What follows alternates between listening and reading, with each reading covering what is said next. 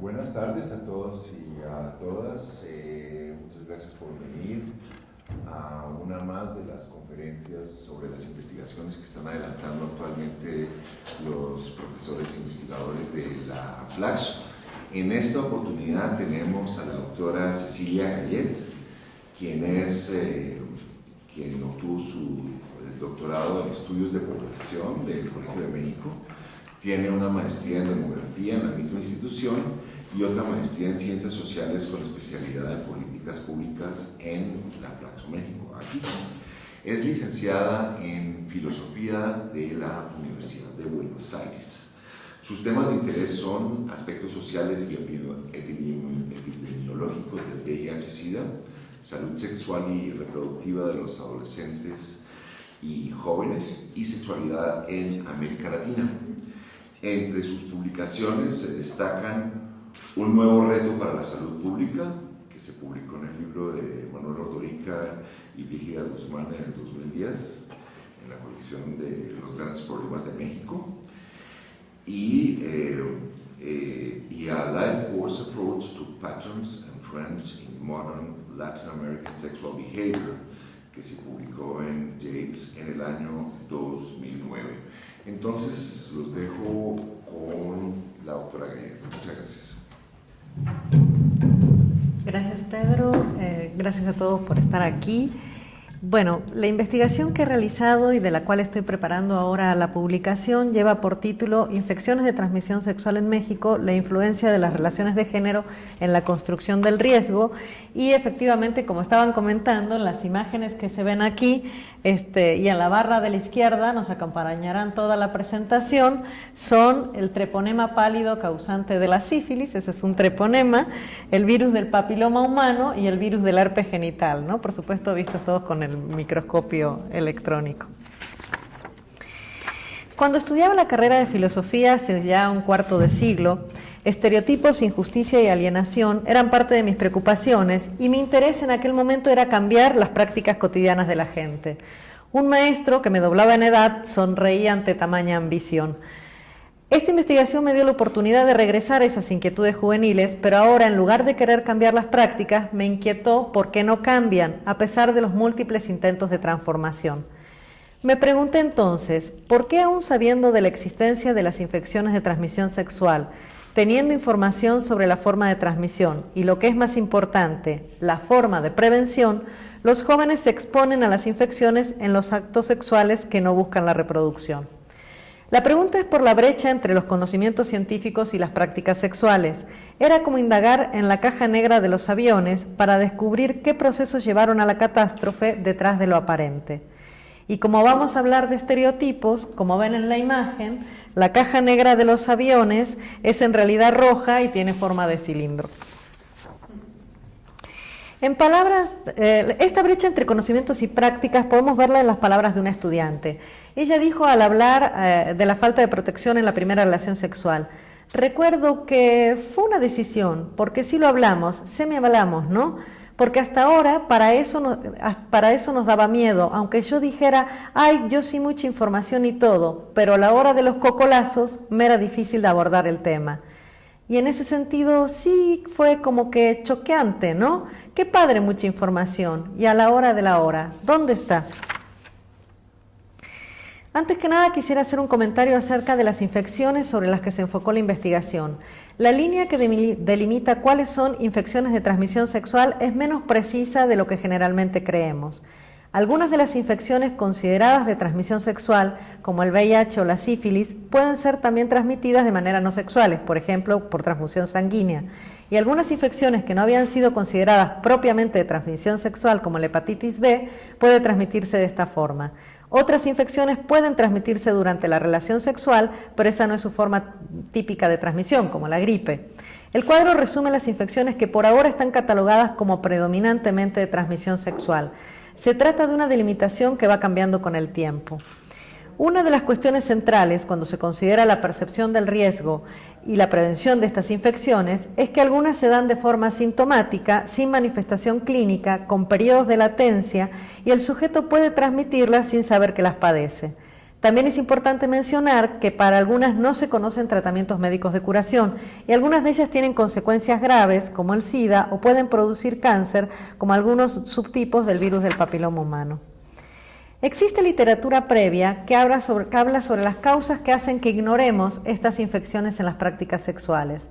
Se dice que se olvidan porque se piensan que son fácilmente curables a partir del uso de antibióticos, y otra vertiente afirma que se ocultan por pecaminosas. Se argumenta también que se minimizan porque han sido feminizadas, y esta es la idea que guió la investigación. La idea de que las mujeres fueron la fuente de enfermedades venéreas, dice Spomberg, proviene de una larga tradición en el occidente, desde la antigua Grecia, de ver a las mujeres como anormales, deformadas o enfermas. Durante muchos siglos se creía que todas las mujeres las transmitían. A partir del siglo XIX se enfocó en un grupo particular, las promiscuas, y se responsabilizó a un grupo, tanto moral como físicamente, por la propagación, las prostitutas, a las que se vio no solo como agentes de transmisión, sino como inherentemente enfermas e incluso como la enfermedad misma. Según Brandt y Jones, en la epidemia de sífilis desencadenada en Europa a fines del siglo XV, no todas las víctimas fueron tratadas de manera equitativa. Algunas fueron percibidas como perpetradores culpables y otras como víctimas inocentes.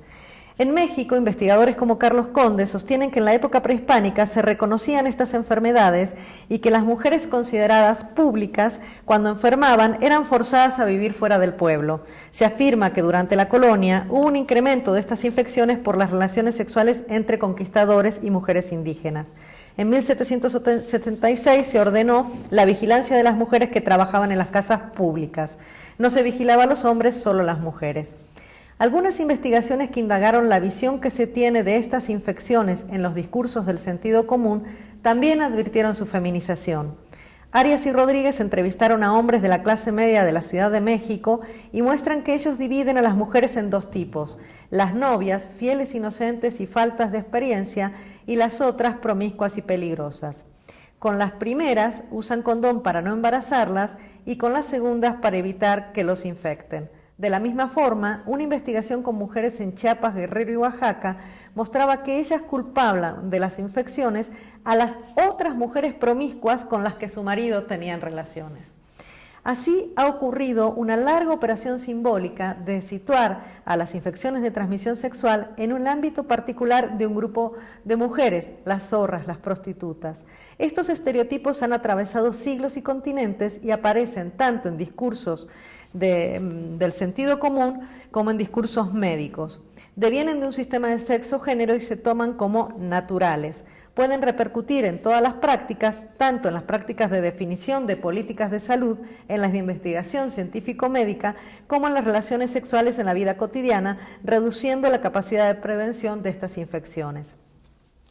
Dada esta literatura antecedente, mi hipótesis de trabajo ha sido que las construcciones culturales sobre las relaciones de género presentes en la sociedad mexicana impiden una conceptualización del riesgo que lleve a la prevención sistemática de las ITS en las prácticas sexuales. En particular, supuse que tanto el discurso médico académico y político salubrista como el cotidiano de hombres y mujeres en México tienden a definir estas enfermedades como típicamente femeninas y a su vez a segmentar a la población femenina entre aquellas reservorio de enfermedades y las sanas.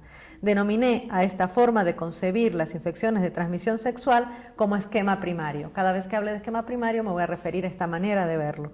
Esta visión impediría la percepción del riesgo y la práctica protegida en cada una de las relaciones sexuales y dificultaría el diseño de políticas de prevención de las infecciones dirigidas a la población en general.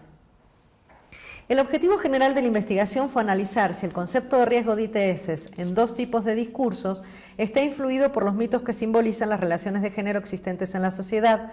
Por una parte, se buscó conocer cómo en las políticas de salud y en el discurso médico académico se han construido conceptos y grupos de riesgo a partir de estereotipos de género.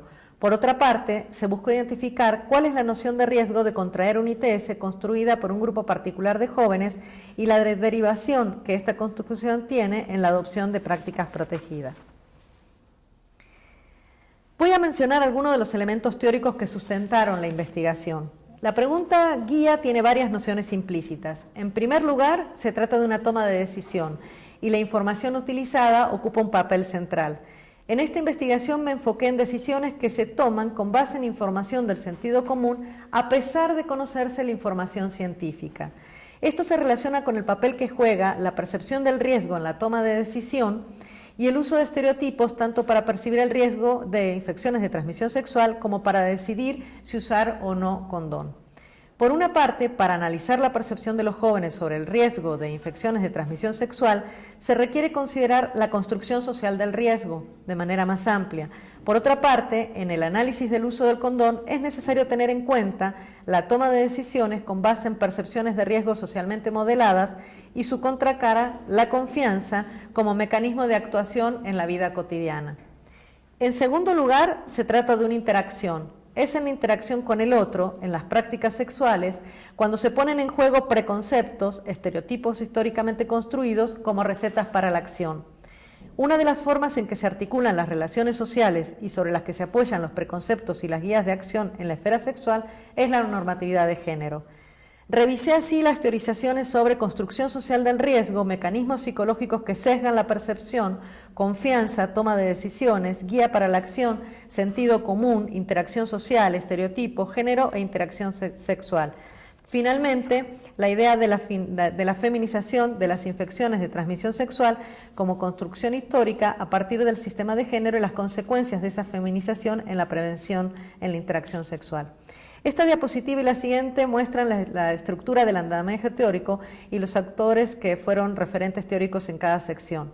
Se comienza conceptualizando el riesgo y la confianza socialmente construidos, sigue con la acción subjetiva frente a los riesgos percibidos, aborda la construcción del riesgo y decisiones de prevención en la interacción sexual y concluye con claves interpretativas para la investigación. Por razones de tiempo no voy a exponer estos conceptos. La investigación está estructurada en distintos ejes analíticos. El primer eje lo constituye la perspectiva epidemiológica, donde se presentan las cifras disponibles sobre el problema de las infecciones de transmisión sexual en México. El segundo, de corte histórico, permite realizar la interpretación de cómo se ha construido el concepto de riesgo en los discursos de las políticas de salud y de investigación científica médica. El tercer eje, sociodemográfico, muestra cómo jóvenes estudiantes universitarios construyen nociones de riesgo de infección y cuál es la exposición al riesgo resultante de esa noción. Cada eje requirió una metodología específica. En cuanto a la metodología del eje epidemiológico, el análisis se centró en 3 infecciones de transmisión sexual: el treponema pallidum, que es el vector de la sífilis, el virus del papiloma humano y el virus del herpes simple tipo 2. Estas infecciones eran objeto del estudio del proyecto del Instituto Nacional de Salud Pública, del cual esta investigación formó parte. Se realizó una síntesis de los hallazgos epidemiológicos sobre las mismas, publicados entre 1990 y el 2001, a partir de bases de datos de publicaciones científicas y de las citas de los artículos encontrados. También se procesó la base de datos de los donadores de sangre del país del año 2000, proporcionada por el Centro Nacional de la Transfusión Sanguínea, para estimar la prevalencia de sífilis de esa población. Siguiendo los principios de las revisiones sistemáticas que se realizan en el campo de la salud, se elaboró un cuadro donde se consignaron autores, año de publicación, tamaño de la muestra, grupo poblacional, lugar y momento de la investigación, técnica utilizada y prevalencia resultante. Y a partir de esto se estimaron mínimos, máximos y prevalencias poblacionales para cada una de las 3 infecciones. Respecto de la metodología de la perspectiva histórica, el análisis de los discursos médicos salubristas se realizó a partir de la literatura científica médica sobre estas infecciones publicada en México durante todo el siglo XX. Los discursos de las políticas de salud sobre estas infecciones se obtuvieron de documentos oficiales emitidos por autoridades correspondientes. El primer criterio fue considerar los textos que sobre el tema estuvieran disponibles en los principales archivos históricos y centros documentales del área de salud. En la diapositiva se pueden ver los archivos que se visitaron. El segundo criterio fue revisar todos los números de las publicaciones médicos salubristas periódicas que hubieran permanecido a lo largo del siglo XX y que fueran de alcance nacional. La duración secular era muy importante para identificar en una misma fuente las presencias, las ausencias y los cambios de ciertas ideas.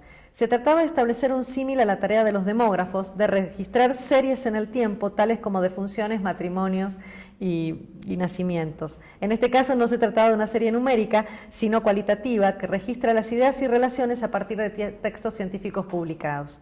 Muy pocas publicaciones cumplían este criterio y se seleccionaron las 3 que pueden verse en las diapositivas. Se establecieron variables a analizar en los discursos, por ejemplo, los grupos poblacionales en los que se enfocaron las medidas, grupos sobre los cuales se dice que se instrumentan las políticas o a los que se quiere proteger, grupos que se consideran con mayores grados de infección, tipos de medidas que se enuncian para la prevención, etc. Desde la perspectiva sociodemográfica, es importante señalar primero que la razón para realizar la investigación con estudiantes universitarios fue que quería aislar el efecto de los estereotipos respecto de un efecto de desinformación. Esta población estuvo expuesta a información sobre ITS y quería ver si era eso lo que utilizaban para la percepción del riesgo y las decisiones o si influían los estereotipos. La estrategia se divide en 2 partes. Por un lado, una investigación cuantitativa que tuvo por objetivo caracterizar a la población de estudiantes universitarios respecto a distintos indicadores de vida sexual, percepción del riesgo y prevalencia de infecciones de transmisión sexual. Utilizó una encuesta transversal con estudiantes universitarios de la Universidad Autónoma del Estado de Morelos, realizada por el Instituto Nacional de Salud Pública, con toma de muestras biológicas para la estimación de prevalencias de virus de papiloma humano, virus del herpes simple tipo 2 y sífilis. Seleccioné estudiantes de 18 a 29 años.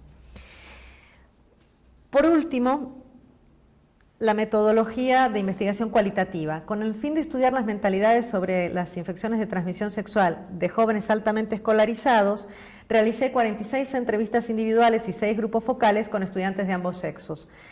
Se trataron, entre otros, temas de conocimientos de ITS, experiencias sexuales, prevención, experiencias de ITS. Las categorías de búsquedas de participantes fueron por sexo, hombres y mujeres, por actividad sexual, activos e inactivos, por uso de condón, usuarios y no usuarios. Bueno, a partir de este momento voy a presentar los resultados. ¿No? Perdón, ahora sí, se me fue. Ahí va. En cuanto a la síntesis del panorama epidemiológico de las 3 ITS, en la diapositiva pueden verse el número de publicaciones ubicadas, estas, ¿no? Cuántas publicaciones y los rangos que se encontraron en cada una de las 3 infecciones, ¿no? Yo voy a destacar la de los estudiantes universitarios, que es la que está aquí abajo, ¿no? Lo que se encontró fue que 18% de las mujeres y 8.5% de los hombres tenían virus del papiloma humano de alto riesgo. Hay distintos tipos de virus. Estos eran de alto riesgo para cáncer cervicuterino. Y el 7% de las mujeres y 4% de los hombres tuvieron herpes genital. Los 2 son virales, no se conocen tratamientos para su curación. Como conclusión quiero señalar que la prevalencia no es nula, que estas infecciones estudiadas se encuentran en la población mexicana y en este grupo, y que el riesgo de infección para los estudiantes universitarios está presente. En cuanto a los hallazgos a partir de las fuentes históricas, se analiza la manera en que históricamente se han formado las ideas sobre riesgo de ITS en el pensamiento médico salubrista de todo el siglo XX. Entonces, buscamos esas estructuras básicas de comprensión de la transmisión de ITS que se refieren a su feminización, esto que les dije que denominé esquema primario. Un historiador de las mentalidades de la Escuela Francesa de los Anales dice que se necesita saber qué es lo que resisten las mentalidades colectivas, qué actúa de freno, eso que a veces llaman la fuerza de la inercia de las estructuras mentales. Es decir, saber no solo por qué el cambio, sino también por qué la resistencia al cambio. La investigación presenta estas estructuras mentales rígidas y también los cambios, las diferentes visiones sobre estas infecciones que surgen en los intersticios del pensamiento hegemónico o resistente. La investigación se divide en etapas en las que se presentan detallados ejemplos discursivos. En cada etapa se incluye una síntesis de los principales descubrimientos científicos sobre las infecciones, los argumentos que siguen el esquema primario y los argumentos en los intersticios sobre otros grupos de riesgo y otras formas de concebir el riesgo. Cuando las fuentes lo permitían, incluye interpretaciones sobre lo que se consideraba lícito e ilícito en materia sexual desde una perspectiva de género en cada momento histórico. Aquí se ven los periodos de la primera mitad del siglo XX, ¿no? Luego voy a regresar sobre ellos. Y aquí vemos los periodos de la segunda mitad del siglo XX. Bueno, cuanto a los antecedentes del periodo, ¿no? En tiempos de la colonia, los hospitales dedicados a la atención de los enfermos venéreos estaban administrados por órdenes religiosas. A partir de la separación Iglesia-Estado pasan a ser administrados por el gobierno y en 1868 se destina un hospital para la atención exclusiva de las trabajadoras sexuales.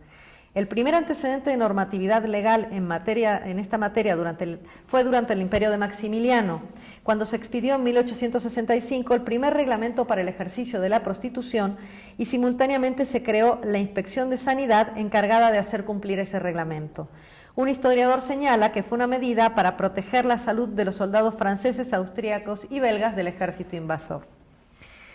Durante el Porfiriato, que es ahí donde empieza realmente la investigación, el argumento hegemónico es este que considera a las trabajadoras sexuales como fuente de infecciones y a los hombres, especialmente los soldados, en riesgos de contraerlas como víctimas culpables, y a las mujeres casadas, las nodrizas y los niños como víctimas inocentes. Las políticas se centraron en la reglamentación de la prostitución con la ayuda de la Inspección de Sanidad. Bajo el supuesto de la incontinencia sexual masculina, particularmente de los jóvenes, se considera la prostitución como un mal social necesario a ser controlado por la autoridad sanitaria. En los intersticios se advierten posiciones que señalan que los hombres también transmiten infecciones a las trabajadoras sexuales, que las mujeres casadas pueden haber tenido vida sexual antes del matrimonio, que no todas las solteras son vírgenes y que la infección puede darse por sodomía. Hay un reclamo por la injusticia de realizar exámenes médicos solo a las mujeres y no a los hombres, y se señala la necesidad de dar educación sexual y promover el uso del condón, llamado entonces capote inglés.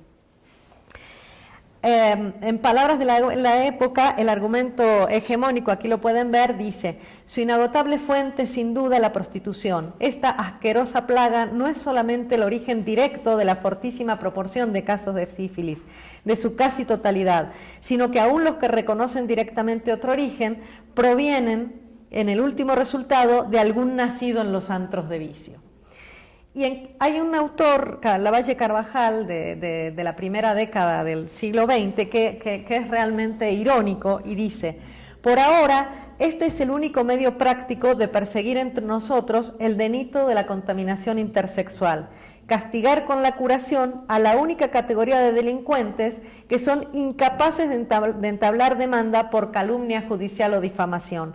Aunque la equidad proteste, el macho seguirá gozando de fueros especiales para esta clase de delitos. Bástenos alcanzar con la más benigna de las leyes correccionales a un grupo muy restringido de culpables. Era claro en la época que las mujeres estaban sometidas a un régimen de control que privilegiaba a los hombres, pero que esta desigualdad era avalada por circunstancias prácticas. No es que en la época hubiera ceguera respecto a la injusticia, sino que la injusticia se mantenía con el argumento de beneficiar al conjunto de la población. Hay otros argumentos en la época que llamo en los intersticios que van contra el esquema hegemónico. Entonces, por ejemplo, en 1890 se dice: hoy es bien sabido que la adquisición de la sífilis no es siempre el resultado obligado de una vida libertina, sino más bien obra de la fatalidad como cualquier otra enfermedad contagiosa. Y otro que dice: y en estas condiciones, ¿qué fue de la decantada igualdad en que ante la ley iban a quedar los dos sexos? ¿Qué de la superioridad sobre la reglamentación que solo se aplica a la mujer, impidiéndole que infecte al hombre y dejando a éste en la libertad de infectarla a ella? Entonces, de alguna manera hay argumentos que muestran que no había acuerdo sobre este esquema primario. El primer periodo de los gobiernos de la Revolución, entre 1911 y 1924, puede ser visto como la génesis de un gran cambio de enfoque respecto a las políticas y los grupos de riesgo, pero con acciones incipientes. Se discute la derogación de este reglamento de la prostitución y la instauración de medidas a ser aplicadas a la población general, como el certificado médico prenupcial y la declaración obligatoria por parte de médicos de los casos de sífilis. Esto es posible gracias a la invención de una prueba diagnóstica, una prueba de sangre, se llamaba reacción de Wassermann, que permite identificar a los infectados de sífilis con una simple muestra de sangre. Para la consolidación y puesta en práctica de las ideas que surgen en este tiempo, debe esperarse una mayor institucionalización del país de la mano de una política centralista que se dará durante el gobierno de Calles.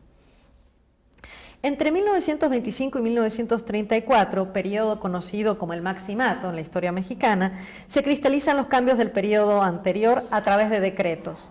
En esta etapa se destaca una mayor institucionalización del país, una mayor injerencia del Ejecutivo Federal en el conjunto del territorio nacional y un marcado anticlericalismo. Recuerden que es el periodo de la Guerra Cristera. El argumento de que la sífilis es un problema de la población general se impone con fuerza, aunque coexiste con el reglamento de la prostitución y las argumentaciones del esquema primario. En este momento, los argumentos que antes se consideraban en los intersticios o contrahegemónicos pasan al centro. Entre las medidas políticas que responden al cambio de paradigma que se enfoca en población general, se instaura ahora sí la obligatoriedad del registro de casos y este certificado médico prenupcial que sigue hasta hoy día. Se inaugura una gran campaña nacional antivenérea con educación sexual basada en proporcionar información a través de películas y conferencias en numerosas ciudades del país. Se crean nuevos dispensarios antivenéreos, algunos con horarios nocturnos dirigidos a hombres y estudiantes, y se afirma que en general atienden a la clase obrera. Y luego, hacia el final de este periodo, se encomienda a una comisión el estudio de medidas para eliminar el reglamento de la prostitución. La separación profunda entre el Estado y la Iglesia Católica no implica, sin embargo, que las políticas sanitarias no consideren el punto de vista moral. Por un lado, sigue vigente el reglamento de la prostitución. Y la autoridad sanitaria, además de velar por la salud, se asume ahora como guía moral de las prostitutas, obligándolas cuando pasan por el Hospital Morelos, donde quedaban detenidas, a asistir a los talleres para su regeneración. El cardenismo, entre 1934 y 1940, finalmente concreta la derogación del reglamento de la prostitución, las políticas que se dirigen a la población general y se legaliza el delito del contagio, es decir, si alguien contagia a otro puede demandar.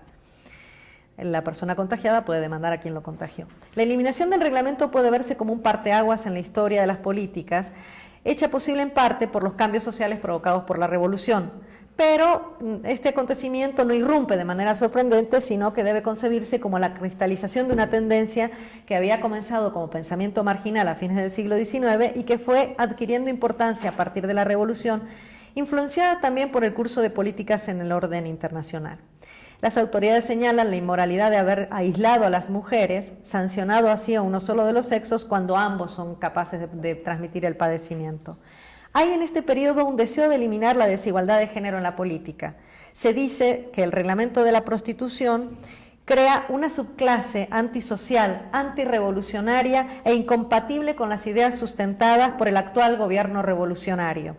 La reglamentación es unilateral, se contrae exclusivamente a la prostituta enferma, el hombre atacado de males venéreos queda en libertad y goza de fuero para continuar transmitiéndolos.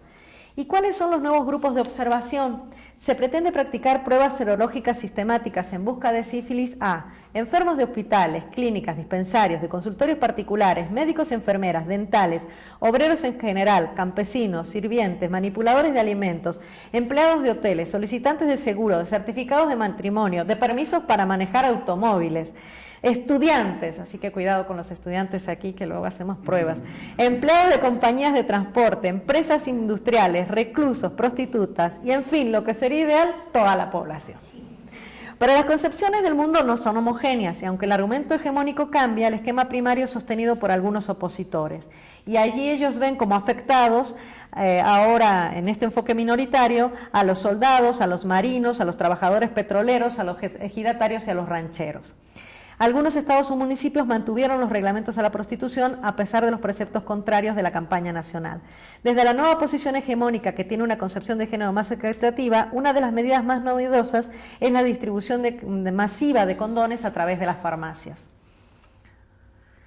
El periodo que sigue al estallido de la Segunda Guerra Mundial, entre 1941 y 1952, está marcado por una visión de estas infecciones desde el punto de vista geopolítico, a las que se combate en nombre de la defensa nacional. Con el ingreso de Estados Unidos a la Segunda Guerra Mundial en 1941, se renovó el interés de ese país en el control de las enfermedades venéreas del lado mexicano y esto representó un viraje en la concepción revolucionaria. Se regresó al esquema primario tratando de controlar a las trabajadoras sexuales mexicanas para que no contagiaran a los soldados americanos que cruzaban la frontera. En nombre de la defensa y de la seguridad nacional, se propone el control de los centros de vicio y se vincula la prostitución con la delincuencia y a su vez se confunde la delincuencia con la subversión y la deslealtad. En el ambiente de guerra se relaciona a las trabajadoras sexuales con el enemigo, casi como si fueran el ejército alemán. La diferencia respecto a épocas anteriores es que en lugar de recluir a las trabajadoras sexuales infectadas de manera forzada, se envían enfermeras visitadoras para convencerlas de que se hospitalicen de manera voluntaria. A pesar de que todos los trabajos del periodo revolucionario mostraban que el origen de la prostitución se encontraba en profundos problemas sociales y que su supresión no era tarea del personal de salud, en esta etapa belicista otra vez las autoridades sanitarias se asumen con el derecho de buscar mecanismos para que disminuya el comercio sexual. La idea general es que en la época de guerra hay un aumento mayor de enfermedades venéreas y hay que hacer un combate mayor. Se descubre la eficacia de la penicilina para la sífilis en 1943 y con el fin de la Segunda Guerra Mundial y la generalización del uso de la penicilina, se propició el regreso a la idea de que las políticas deben dirigirse a la población en general y no a algunos grupos. Siguiendo este principio, se propusieron 2 medidas para detectar a todos los sujetos infectados. La investigación de contactos, que consiste en que si llegaba una persona enferma a algún centro de salud, se le preguntaba con quién había tenido relaciones sexuales y se iba en busca de cada una de las personas con las que había tenido relaciones sexuales. Y luego las encuestas o censos serológicos, que era, bueno, en aglomeraciones de personas, pues se practicaba la prueba a todos los que estuvieran allí y si salían positivos se le daba penicilina. Se recomienda la inclusión de la educación sexual en las escuelas primarias y secundarias, hecho que no sucederá en México hasta mediados de la década de 1980. En el periodo de 1953 al 60, ya la penicilina es de uso externo en el tratamiento de la sífilis y esto supuso un cambio sustancial en el combate a la enfermedad. La terapia basada en su aplicación logró niveles de eficacia tales que la meta que se propuso ahora era erradicación de la sífilis, cosa que no se ha logrado ni hoy aquí, ni en Estados Unidos, ni en ninguno de los países que lo intentó. Esta idea marcará las políticas. De acciones en grupos específicos se pasará a buscar cada caso de infección en toda la población a través de censos serológicos. El argumento que consideraba a las prostitutas como fuente de contagio también está presente en este gobierno que en esta época era de Adolfo Ruiz Cortines. Ya no se las recluye, pero siguen los argumentos de represión de la prostitución y se recomienda para esta población el uso de la penicilina con fines profilácticos, aún sin evidencia de infección y sin importar las reacciones alérgicas y la aparición de cepas resistentes de otras infecciones que podían ser concomitantes. Es decir, esto de andar dando penicilina, aunque no estuvieran enfermas, no resultaba ser muy bueno para la salud.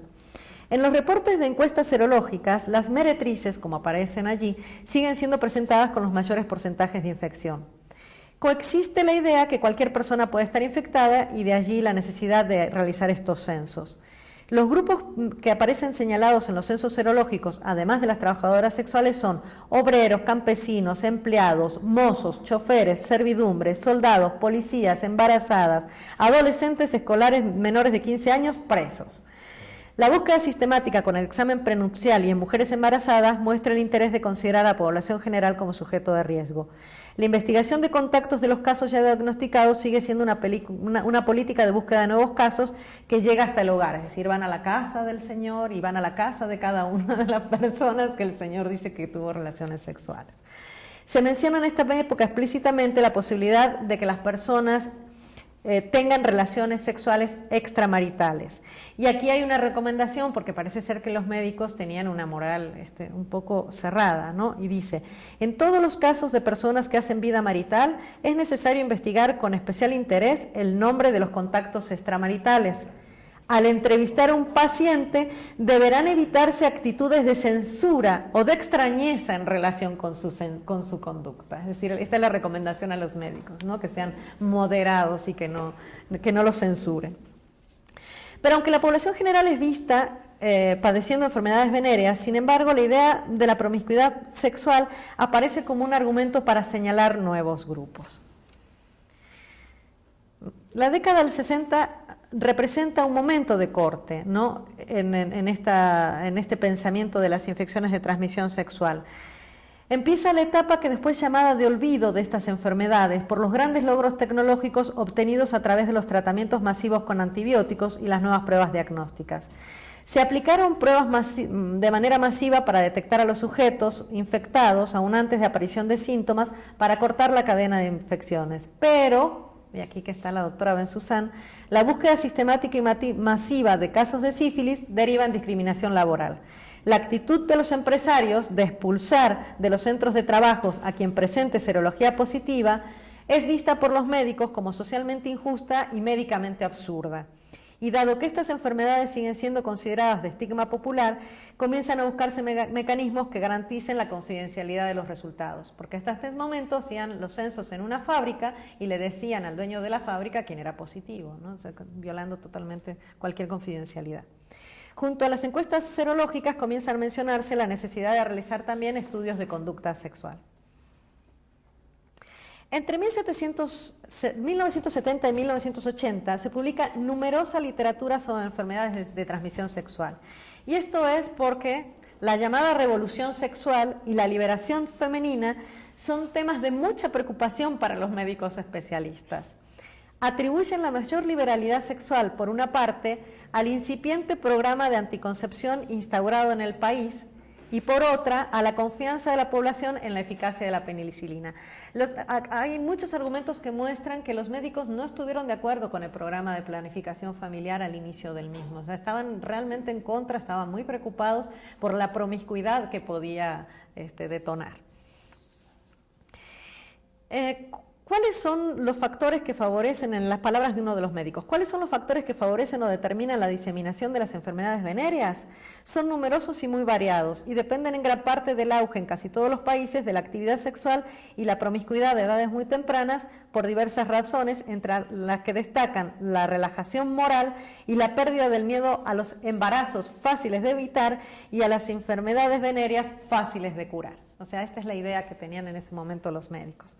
Como causa del incremento de estas infecciones se menciona promiscuidad sexual derivada del uso de anticonceptivos, el cambio de valor frente a los abortos y a las relaciones extramaritales y en general el cambio en los patrones normativos de sexualidad. Dice otro, en conclusión vemos que gran parte del problema gira alrededor de la ignorancia y de patrones culturales entre los que se destacan, sobre todo en jóvenes y adolescentes, la búsqueda de aventuras sexuales con cambios frecuentes de pareja, la elección de compañeros sexuales al azar, y también las prácticas sexuales de grupo. Había una gran fantasía en los médicos sobre lo que hacían los jóvenes, porque en realidad no hay reportes de que los jóvenes hicieran nada de todo esto. Los médicos se muestran muy activos atribuyendo las enfermedades sexuales a comportamientos promiscuos. Sin embargo, no todos comparten las interpretaciones conservadoras de la sexualidad que dan algunos colegas. Aparecen en este periodo dos novedades conceptuales, la mención a grupos vulnerables y el enfoque por primera vez no en sujetos o grupos, sino en prácticas sexuales. Se trata de una idea incipiente que ganará fuerza décadas más tarde. La posición que señala la trabajadora sexual como responsable, el esquema primario, se sostiene en este periodo, pero como una de las causas, entre muchas otras, del aumento de enfermedades sexuales. En particular, había un aumento de la gonorrea. Al peligro representado por las prostitutas se agregan las mujeres frívolas o mundanas, consideradas prostitutas amateurs. Las mujeres de vida sexual muy promiscua, las sirvientas y las meseras. Los grupos de hombres afectados que se mencionan en este periodo son los presos, los policías, los choferes, los cantineros y los soldados. Para las trabajadoras sexuales hay una política de administración sistemática de penicilina y ahora sí ya hay registros que esto lleva al problema de control de la gonorrea, que digamos tanto dar penicilina, ahora la gonorrea se hizo resistente a los antibióticos. Con todos los argumentos que ponen en la mira a la población en la población en general están mucho más presentes en este periodo que los argumentos del esquema primario y ponen el énfasis en la vulnerabilidad de adolescentes y jóvenes. Se menciona un nuevo grupo encabezando la lista de los considerados en riesgo. Es alrededor de la década del 70 que se menciona a los homosexuales. Entonces, en esta discusión hay un panel en la UNAM con varios médicos y dice, ¿cuáles son los grupos de más alto riesgo en la transmisión de enfermedades venéreas? Y uno responde, en primer lugar, aunque parezca extraño, o sea, fíjense, aunque parezca extraño, corresponde a los homosexuales, seguido por las prostitutas, soldados, sirvientas, choferes y meseras. Los médicos recomiendan educación sexual y búsqueda sistemática de infectados como principales medidas de prevención. Para la población general se recomienda hacer una buena selección de la pareja, lo que significa no tener relaciones con trabajadoras sexuales o con desconocidos. Otras medidas que se proponen son usos de preservativos y aseo local. Lo que muestra esta incorporación, digamos, del grupo de los homosexuales es que ya mucho antes de la aparición del SIDA ya habían sido, digamos, mirados como grupo a ser estigmatizado. Es decir, y esto también es la idea de Mary Spomberg, es decir, se necesitaba ya desde mucho antes que estuvieran estigmatizados para luego cargarles con la culpa de una nueva enfermedad. En la década de los 80, a diferencia de la anterior, los médicos ya aceptaron la necesidad de la anticoncepción y de vincular la prevención de embarazos no deseados con la prevención de las infecciones de transmisión sexual. La aparición de los primeros casos de SIDA da lugar a un viraje en las políticas de salud destinadas a estas infecciones. Aparece una división en la concepción de los grupos de riesgo según distintas infecciones. Para las ITS que no son SIDA, las y los jóvenes solteros heterosexuales son los más mencionados, por el fácil acceso a la anticoncepción, los cambios en los valores, como ya vimos, ¿no? En el caso de las mujeres se señala un aumento y desde edades más tempranas de parejas sexuales. La mención a las trabajadoras sexuales es en este periodo realmente marginal.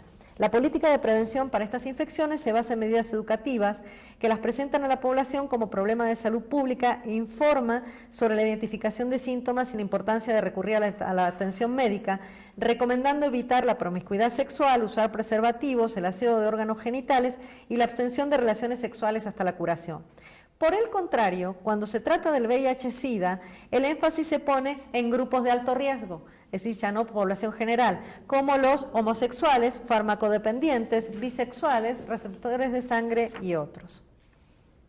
Ya llegamos a la última década del siglo XX, donde hay una intensa producción de publicaciones científicas y de políticas públicas sobre las infecciones. Dos hallazgos ponen de relieve a las infecciones que no son el VIH-Sida.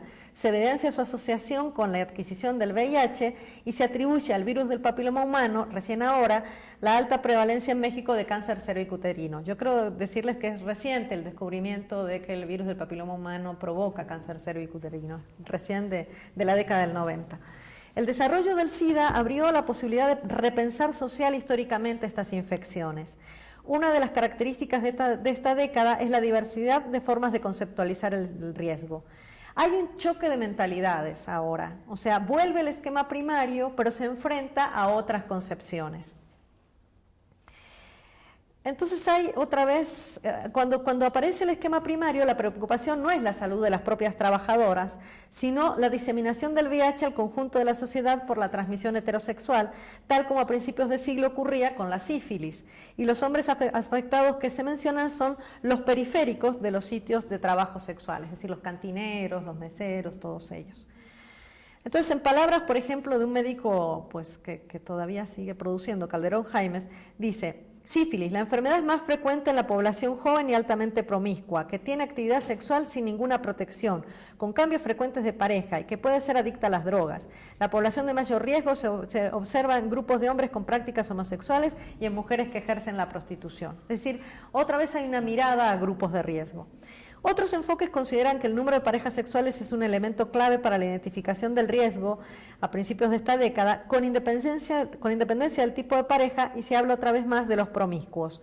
Uno de los indicadores de la promiscuidad sexual más citados es la ocupación del individuo, bajo el supuesto de que algunas ocupaciones propician relaciones sexuales extramaritales.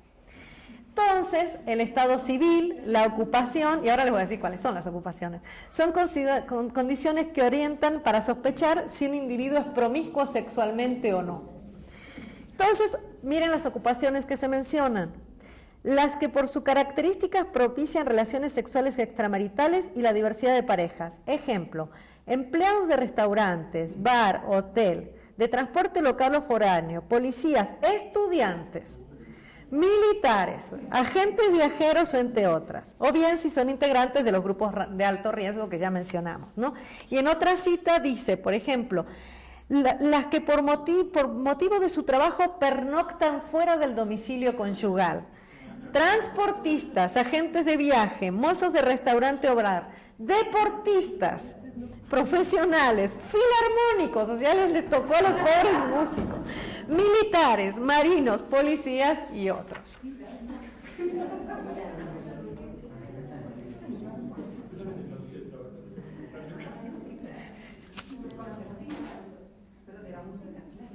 Entre otros argumentos, se introduce con fuerza el tema de género en relación con las infecciones de transmisión sexual, mostrando la dificultad de las mujeres para la negociación del uso del condón por los roles socialmente estipulados en materia de sexualidad. El argumento más novedoso es el que se centra en las prácticas. Ya no se trata de la identificación de grupos de riesgo, sino de la enumeración de las prácticas que conllevan riesgo de infección, es decir, coito, sexo oral o anal sin condón. Simplemente eso tiene riesgo. Se busca llegar con mensajes de prevención a todas las personas que puedan tener prácticas de riesgo sin necesidad de incluirlas en grupo. Desde esta posición se señala que la identificación de grupos de riesgo lleva a discriminación y que es el principal obstáculo para una correcta evaluación personal del riesgo, ya que lleva a pensar a las infecciones de transmisión sexual en grupos específicos y no en el mundo inmediato que rodea al sujeto. Entonces se dice, por ejemplo, mientras la discriminación y la violación de derechos humanos continúen, la idea de que los infectados forman parte de un grupo especial no dejará de existir. La percepción de riesgo de quien no se siente parte del grupo será nula o casi nula y ello aumentará la probabilidad de que esa persona sea infectada. Por su parte, los afectados se alejarán cada vez más de las medidas de prevención que se adopten y se volverán cada vez más renuentes a acudir a los lugares donde se les pudiera brindar ayuda por miedo a ser discriminados. Es decir, el tema ahora sí de derechos humanos y discriminación aparece plenamente, ya estamos a finales del siglo XX. Y otra cita dice, debemos recordar que históricamente la respuesta de los seres humanos a las grandes pandemias ha sido pobre y se ha caracterizado por tratar de encontrar culpables y chivos expiatorios. Las recomendaciones sobre una adecuada actitud ante el SIDA han sido con frecuencia sustentadas en emociones más que en argumentos científicos y su matiz moralista poco ha contribuido al control de la epidemia. Entre las políticas de la última década del siglo se proponen, como una mezcla, abstinencia y fidelidad, evaluación de la pareja sexual, uso de condón cuando las primeras no puedan practicarse. La población general y en especial los jóvenes son objetos centrales de la política pública. Se promueve educación sexual, pero se pone de manifiesto el contraste entre altos conocimientos y prácticas desprotegidas. Esto a los políticos de salud les genera interrogantes sobre cuáles son los obstáculos para el uso del condón. Las estrategias de comunicación masiva adquieren un papel relevante. La nueva forma de pensar las infecciones en función de prácticas sexuales coexiste con estas visiones previas que las contradicen, las del esquema primario y la de los grupos de riesgo. De allí que las políticas tienen elementos de las distintas posiciones.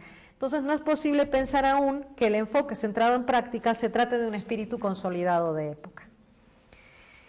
Como síntesis, en el curso del siglo XX aparece esta construcción del riesgo que culpa a un grupo de mujeres por la transmisión de las infecciones. Este esquema al inicio es hegemónico y es cuestionado por mentalidades alternativas que logran quitarle la preeminencia durante el cardenismo. Sin embargo, no desaparece, sino que se minimiza en algunas etapas para regresar con fuerza en el último tercio del siglo. El esquema primario puede ser visto como resistente, que permanece en la larga duración y se ubica en el nivel de la fuerza de la inercia de las estructuras mentales. Existen otras formas de concebir el riesgo que expresan la injusticia de género que representa este esquema primario y pugnan por considerar que todos pueden contraer y transmitir las infecciones.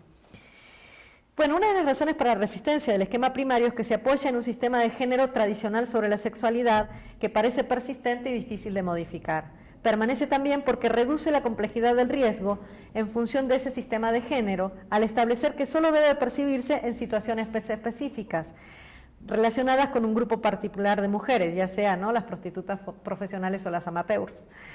Los argumentos contrarios insisten en que de esa manera no se evitan las infecciones y en última instancia se subraya que ese argumento solo provoca discriminación y violación de los derechos humanos.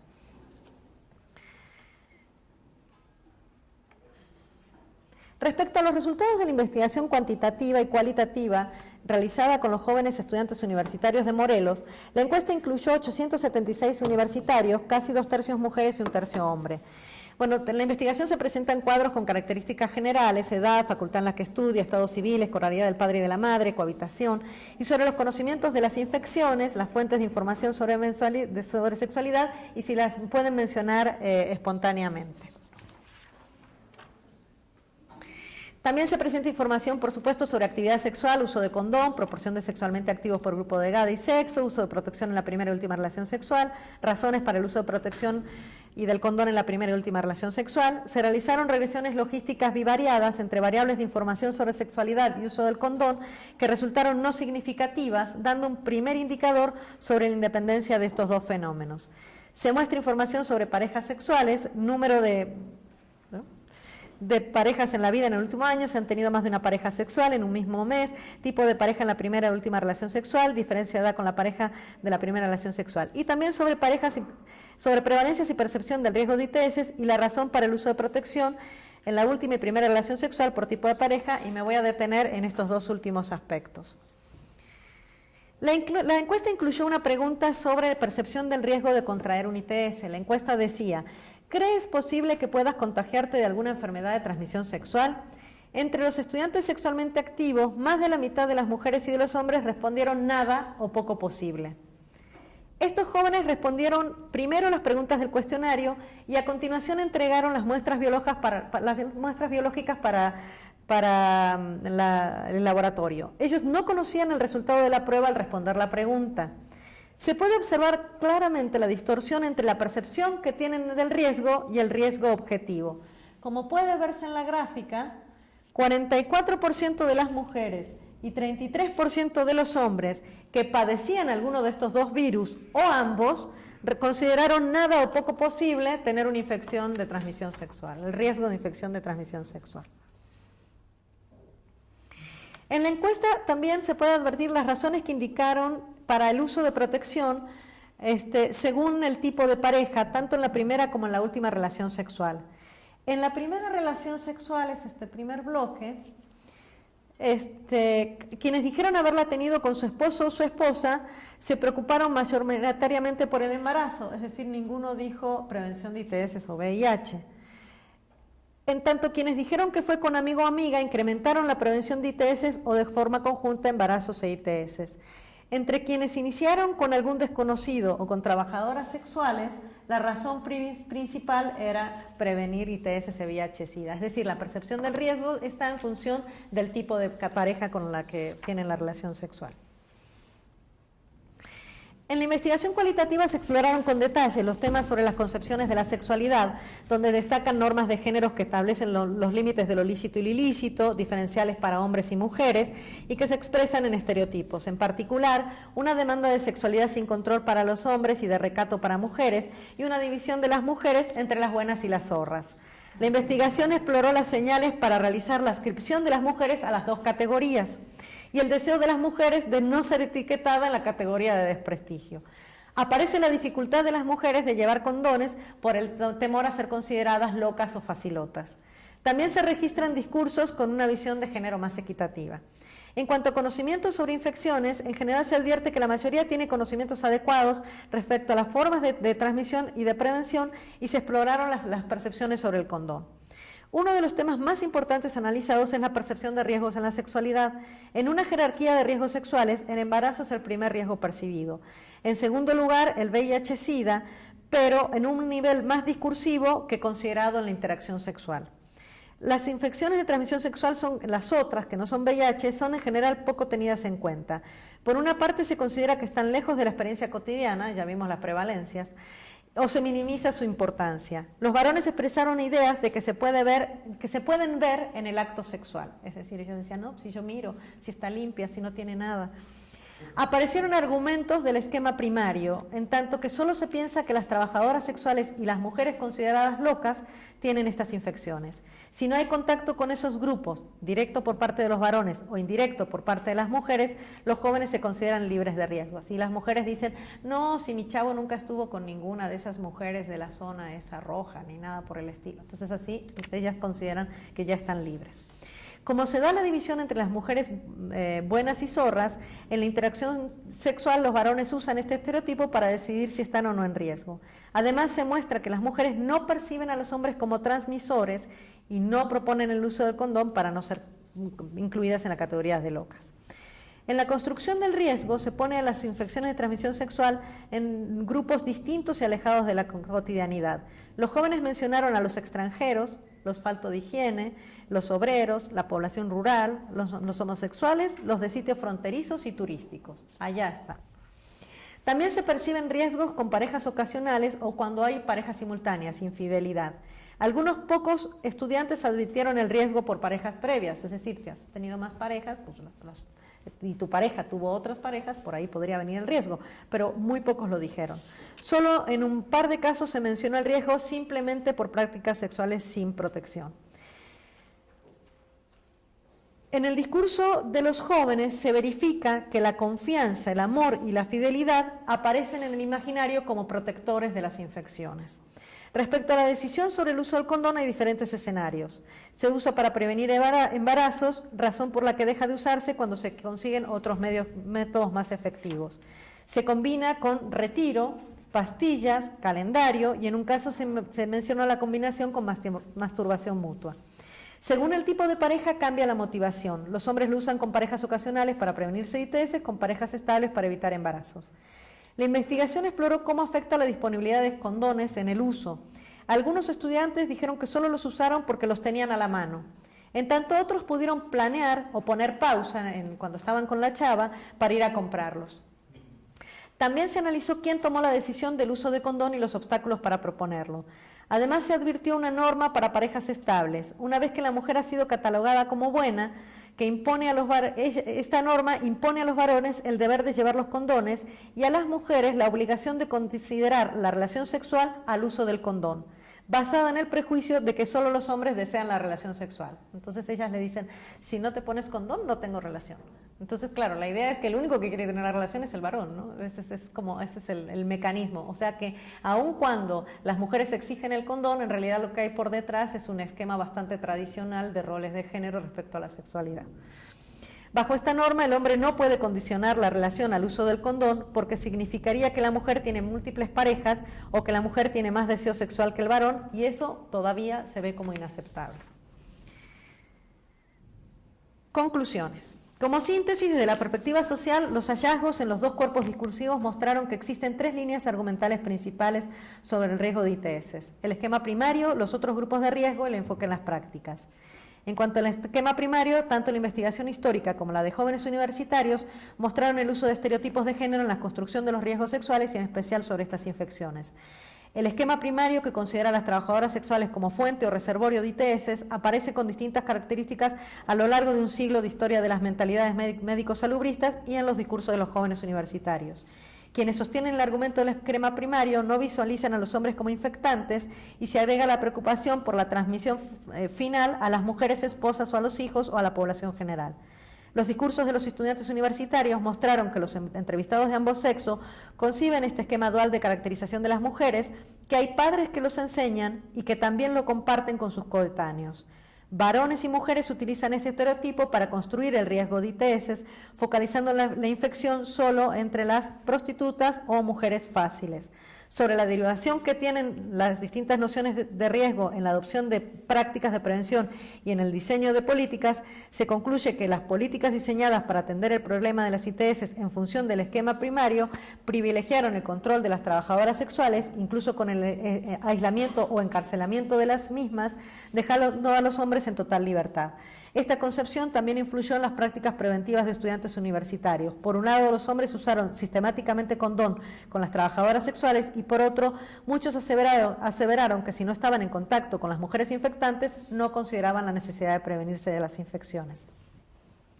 En contraste con estos argumentos, aparecen otras formas de concebir el riesgo de ITS, tanto en los discursos históricos como los de los jóvenes, que denominé argumentos en los intersticios.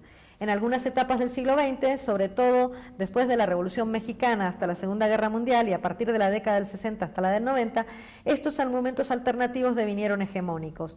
La última década del siglo XX, en respuesta a la emergencia del SIDA, presenta una contraposición entre argumentos del esquema primario y otras formas de concebir el riesgo.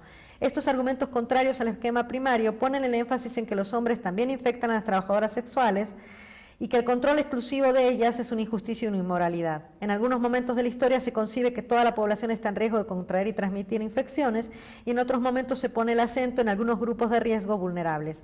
Las políticas que se derivan de estos argumentos en los intersticios sobre población general o grupos vulnerables en las distintas etapas se han enfocado en educación sexual, certificado médico prenupcial, delito de contagio, búsqueda sistemática de casos en embarazadas, en recién nacidos, registro de casos, búsqueda de contactos, censos serológicos en fábricas, etcétera, dispensarios antivenéreos, tratamientos preventivos con antibióticos, control de sangre de donadores y promoción y distribución de condones.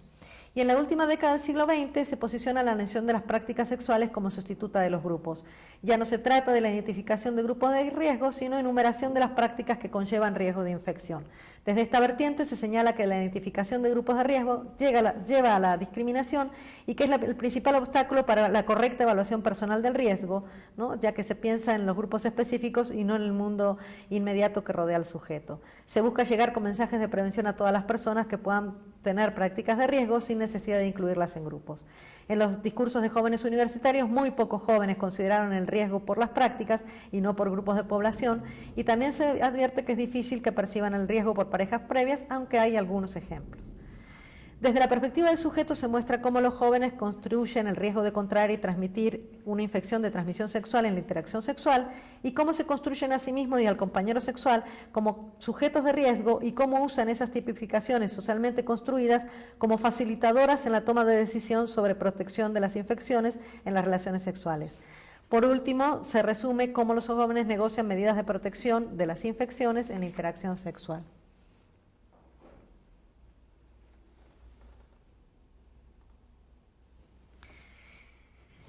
Bueno, en suma, aún sabiendo la existencia de las infecciones de transmisión sexual, teniendo información sobre la forma de transmisión y, lo que es más importante, la forma de prevención, los jóvenes estudiantes universitarios de Morelos se exponen a la infección por la existencia de una matriz cultural que los hace verse inmunes siempre que se aparten del mal construido por una reducción de complejidad basada en mitos, prejuicios y discriminaciones. Esta es como la respuesta a la pregunta inicial, ¿no? La brecha entre prácticas sexuales y conocimientos. Que existen otras formas de concebir el riesgo de ITS también quedó claro en los argumentos revisados. Algunos cambios históricos posibilitaron cristalización de mentalidades más equitativas y políticas dirigidas a la población general. También algunos jóvenes presentaron una visión de género más equitativa respecto a la sexualidad. Esto evidencia la existencia de fisuras en el paradigma hegemónico y la posibilidad de actuar en función de esquemas alternativos. Muchas gracias.